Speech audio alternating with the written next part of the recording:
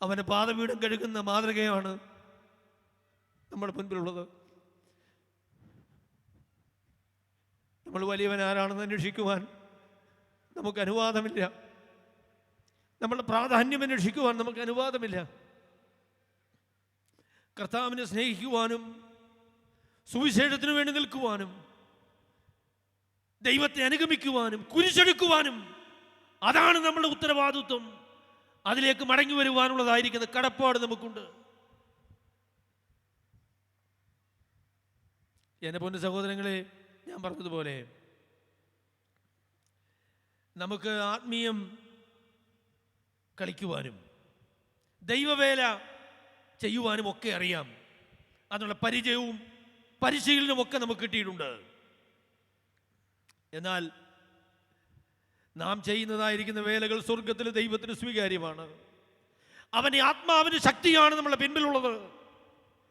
ദൈവപ്രസാദമാണ് നമ്മുടെ ലക്ഷ്യം എന്നുള്ളതായിരിക്കുന്ന ആ മൂല്യങ്ങൾ നിലനിർത്തുവാൻ നമുക്ക് എല്ലാവർക്കും ആവശ്യമുണ്ട് എന്ന് ഞാൻ നിങ്ങളോട് പറയട്ടെ. അതുകൊണ്ട് നമുക്ക് വിനയപ്പെടാം, നമുക്ക് മാനസാന്തരപ്പെടാം, നമുക്ക് മാറത്തടിക്കാം, ദൈവത്തോട് തന്നെ കരുണയ്ക്കായിട്ട് നമുക്ക് യാചിക്കാം.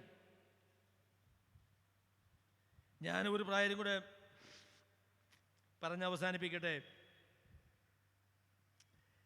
ഈ പ്രശ്നത്തിൻ്റെ എല്ലാം മറുപടി എന്ന് പറയുന്നത് സുവിശേഷമാണ്. ഈ പ്രശ്നത്തിൻ്റെ എല്ലാം മറുപടി എന്ന് പറയുന്നത് സുവിശേഷമാണ്. എന്താണ് സുവിശേഷം? പാപികളും ദൈവത്തിന് നിത്യമായിരിക്കുന്ന ന്യായവിധിക്ക് മാത്രം അർഹരുമായിരിക്കുന്ന മനുഷ്യരോട്, നമ്മളിൽ ഓരോരുത്തരോടും കരുണ ചെയ്യുവാൻ ദൈവത്തിന് മനസ്സായി. അവൻ സ്വർഗത്തിൽ നിന്ന് ഈ ഭൂമിയിലേക്ക് വന്നു. അവൻ നമ്മുടെ പാപങ്ങളെ ചുമന്നുകൊണ്ട് കാൽവരിലെ കുരിശിൽ നമുക്ക് പകരക്കാരനായി ബലിയായി തീർന്നു. അവൻ മൂന്നാം നാൾ ഉയർത്തെഴുന്നേറ്റു. ആ വലിയ സ്നേഹത്തിൻ്റെ അതിൻ്റെ സന്ദേശവാഹകന്മാരാണ് നമ്മൾ.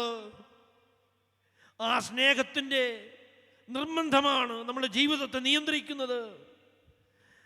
നമ്മളൊക്കെ സഹോദരന്മാരാണ്, നമ്മളെല്ലാവരും തുല്യരാണ്.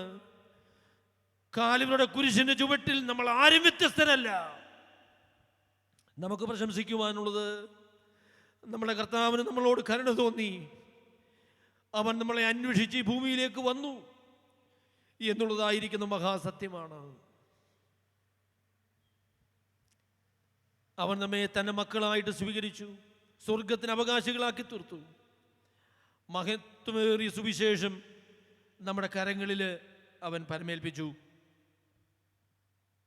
അതുകൊണ്ട് എൻ്റെ പൊന്നു സഹോദരങ്ങളെ, ഈ ദേശത്തെ നേടുവാൻ, ഈ തലമുറയിൽ സുവിശേഷത്തിന് സത്യത്തിന് സാക്ഷ്യം വഹിക്കുവാൻ, ദൈവവിശുദ്ധിക്ക് വേണ്ടി നിൽക്കുവാൻ ദൈവം നമ്മളെ വിളിച്ചാക്കിയ ദൈവമക്കളാണ് നമ്മൾ. നമ്മളുടെ മേലുള്ള ദൈവത്തിൻ്റെ കരത്തിൻ്റെ അനുഗ്രഹം നമ്മൾ നഷ്ടപ്പെടുത്തരുത്. നമ്മളുടെ മധ്യത്തിലുള്ളതായിരിക്കുന്ന ദൈവ സാന്നിധ്യം നമുക്ക് നഷ്ടമാകരുത്. യെഹെസ്കേൽ പ്രവചനത്തിൽ ദൈവം പറഞ്ഞതുപോലെ ദൈവത്തിൻ്റെ സാന്നിധ്യം കൈവിട്ടുപോയി, ഇഖാബോധം എഴുതുക എന്ന് പറഞ്ഞതുപോലെയുള്ള അനുഭവം നമുക്ക് വരരുത്.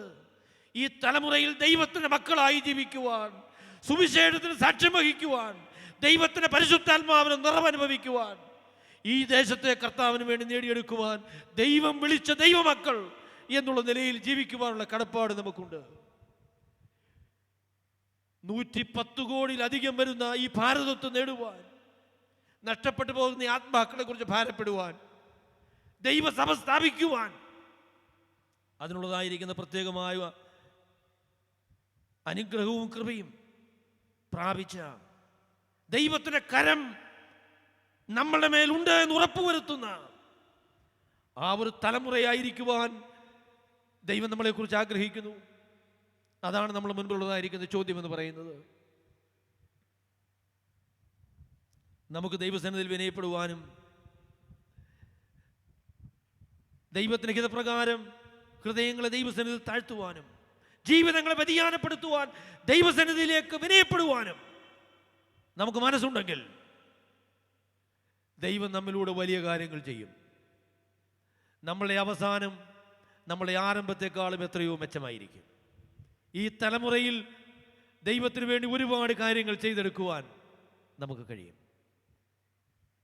സർവശക്തനായ ദൈവം തൻ്റെ പരിശുദ്ധാത്മാവിനാൽ നമ്മളെ സഹായിക്കട്ടെ എന്ന് പ്രാർത്ഥിച്ചുകൊണ്ട് ഞാൻ എൻ്റെ വാക്കുകളെ ചുരുക്കുന്നു.